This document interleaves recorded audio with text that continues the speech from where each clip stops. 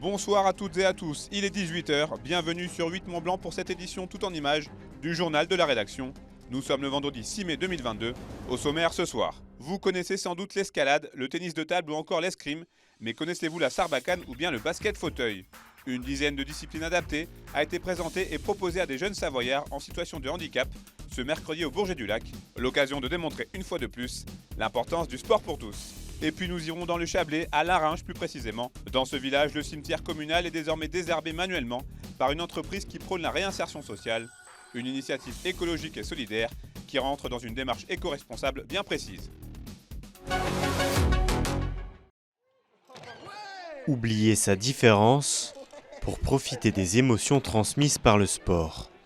En s'adonnant à la sarbacane, au tennis de table ou encore à l'escrime, 80 jeunes Savoyards en situation de handicap ont profité d'une journée de découverte multisport. Cet événement co-organisé par le comité handisport et le comité de sport adapté de Savoie a pour but de faire sortir les jeunes de leur quotidien.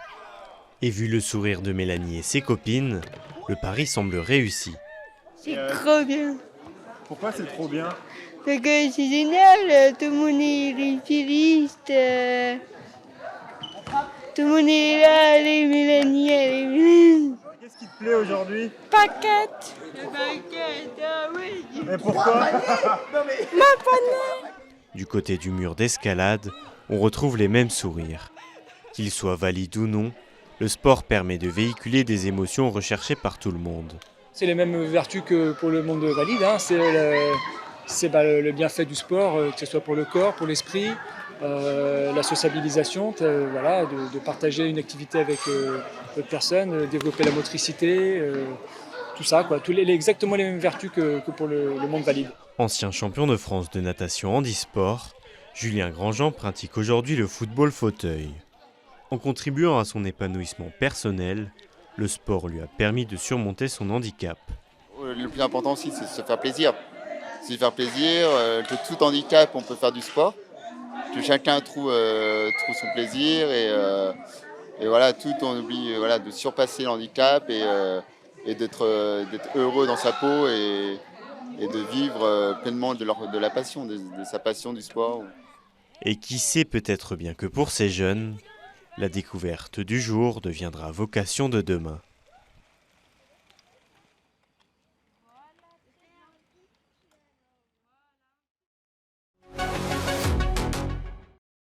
Nous vous en parlions dans une édition précédente. Laurent Wauquiez, le président de la région Auvergne-Rhône-Alpes, était en Savoie ce jeudi. Il en a profité pour se rendre au centre hospitalier de la vallée de la Maurienne. Il a notamment annoncé un soutien financier de la région à hauteur de 700 000 € pour l'acquisition d'une IRM. On l'écoute au micro de Lucas Ruche. Le Ségur de la santé, malheureusement, décidé à Paris, a tendance à se concentrer sur les grosses structures hospitalières. Moi, ce que je veux défendre, c'est celle de proximité. C'est pas le même esprit. Nous, on essaie d'être proche des territoires, c'est pas la même philosophie. On s'est donc battu avec Émilie, qui a fait un travail considérable, Émilie Bonivard, pour obtenir la possibilité d'un IRM sur l'hôpital de Saint-Jean-de-Maurienne. L'autorisation a été obtenue auprès de l'ARS, qui nous a beaucoup aidés, mais derrière, il y avait un problème de financement. La région a donc décidé d'accompagner l'hôpital sur son financement, et puis plus globalement, pour un certain nombre d'aménagements de modernisation. Et ça, c'est toujours ma ligne directrice. Je le fais en Savoie, je l'ai fait en Ardèche, défendre nos centres hospitaliers de proximité. On l'a fait dans la Matésine. C'est le point relais. Et on conjugue ça avec la médecine libérale. Aujourd'hui, notre principale préoccupation, c'est de se dire est-ce que demain, j'aurai la possibilité d'être soigné à côté de chez moi. Et si on veut le défendre, il faut des centres hospitaliers de proximité et il faut une médecine libérale et toutes les professions de santé libéraux qui sont autour. 2 fois par an, ces travailleurs en réinsertion professionnelle désherbent manuellement certains cimetières du Chablais. Leur activité s'inscrit dans une démarche zéro pesticide, entreprise il y a déjà plus de 10 ans par l'APIEM, une association protectrice des eaux-déviants. Dans le cimetière de Laringe, cette démarche est d'ailleurs d'autant plus symbolique qu'écologique. Et quand les gens viennent, ils sont heureux de voir qu'on a pris soin de leurs morts. Et d'un autre côté aussi, avec l'intervention de Chablais Insertion, on a allié, si vous voulez, le social, la réinsertion sociale, et puis l'environnement. Donc je crois qu'on est en train de boucler la boucle avec des démarches comme ça. En faisant appel à cette main-d'œuvre, les communes réalisent des économies de temps et d'argent, tout en œuvrant pour la réinsertion professionnelle de chacun. On va dire que c'est une volonté de notre structure de proposer aux personnes des travaux à valeur ajoutée. Alors là, pour le coup, on pourrait dire il n'y a pas vraiment de valeur ajoutée à arracher l'herbe, mais il y a quand même une volonté de développement durable, écologique. Donc on se spécialise un petit peu sur tous ces métiers un petit peu hors normes ou qui sont un petit peu vertueux dans la mesure où on contribue à l'environnement et on contribue aussi à l'effort d'insertion des personnes qui sont défavorisées. Outre les cimetières, les cours d'école ou encore les terrains de sport devront aussi devenir à compter du 1er juillet 2022 des lieux zéro pesticides suite à l'application d'une loi interdisant l'utilisation de produits phytosanitaires.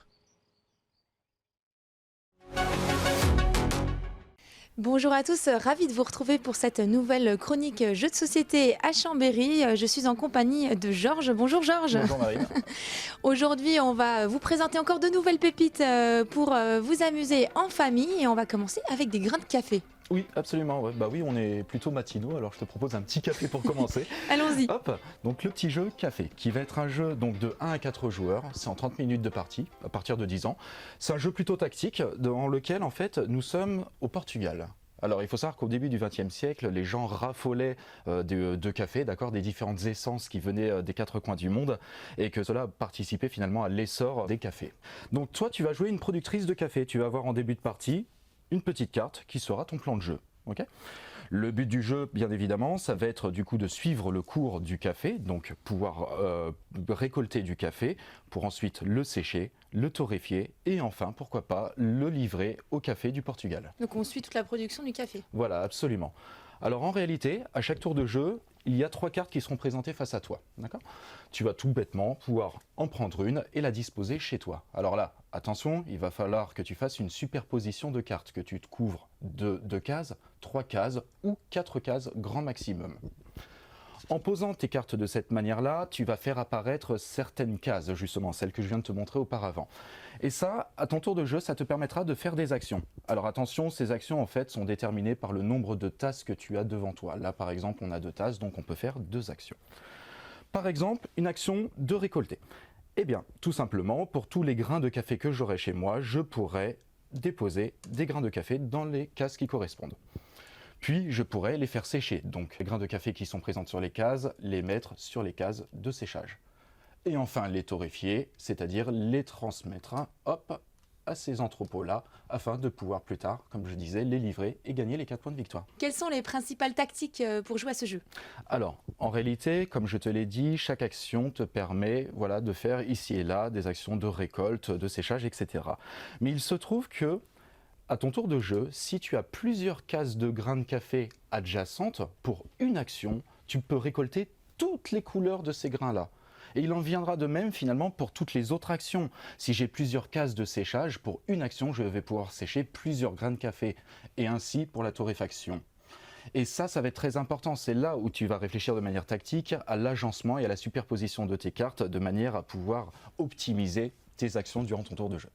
Et c'est un jeu qui peut se jouer à 2 personnes ou c'est vraiment exclusif multijoueur ? Ça marche très bien à 2 personnes à notre sens. Ouais. Ok, bah voilà pour ce premier jeu. En tout cas, hâte de pouvoir le tester. Peut-être avec toi un peu plus tard. On va se diriger vers un jeu un peu plus poétique.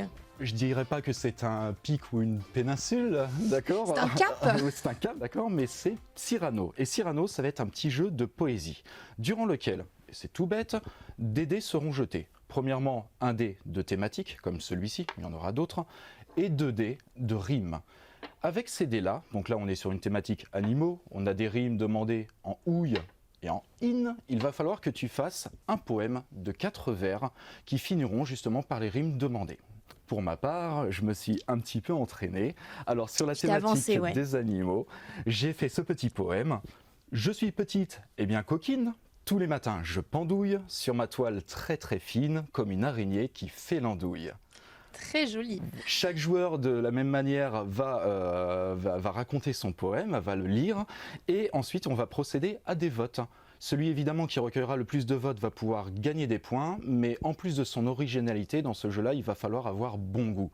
C'est-à-dire que si je suis le seul à voter pour cette personne-là, je ne gagnerai pas énormément de points. A contrario, si nous sommes plusieurs à voter pour la même personne, nous avons tous très bon goût et dans ce cas-là, nous gagnerons des points.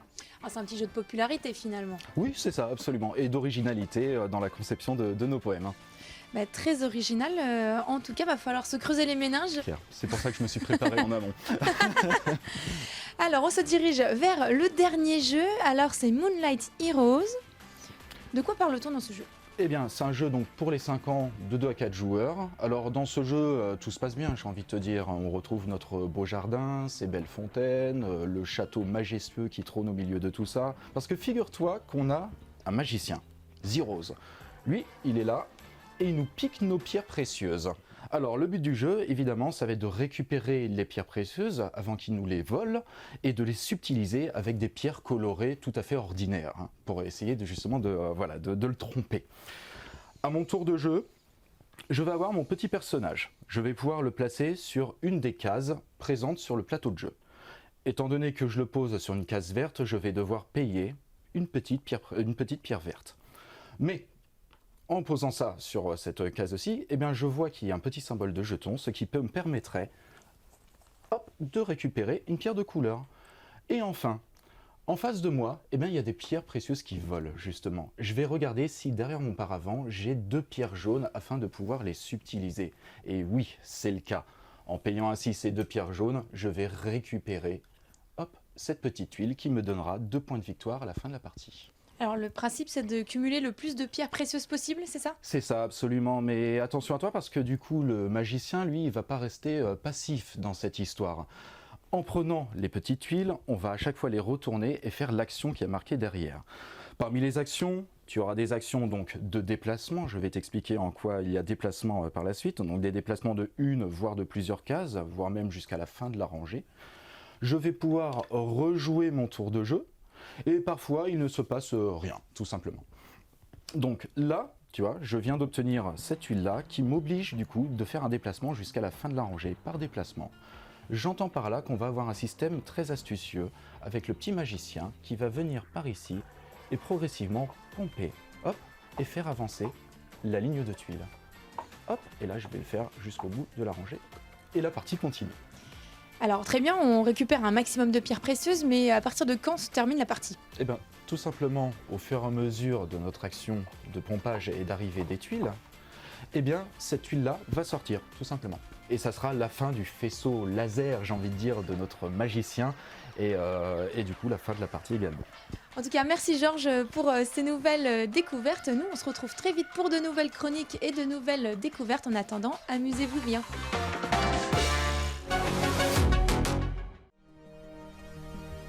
C'est la fin de cette édition, merci pour votre fidélité à l'information sur 8 Mont Blanc. On se quitte avec des images qui nous viennent directement du lac Léman, qui avait des airs d'océan ce vendredi après-midi. Dans la baie d'Aix-en-Vée, les amateurs de kite et de planche à voile étaient de sortie. Ils ont profité d'un vent relativement fort pour se mettre à l'eau sur ce spot particulièrement réputé. Victoria Lopez a pu capturer leur prouesse. Passez une très belle soirée, un très bon week-end. Après la météo de Thierry Paulme, vous retrouverez un nouveau numéro inédit dans Tête à Tête avec Salvador Garcia, le directeur de Bonlieu Scène Nationale. À partir de lundi, vous avez rendez-vous avec Victoria Lopez pour le journal.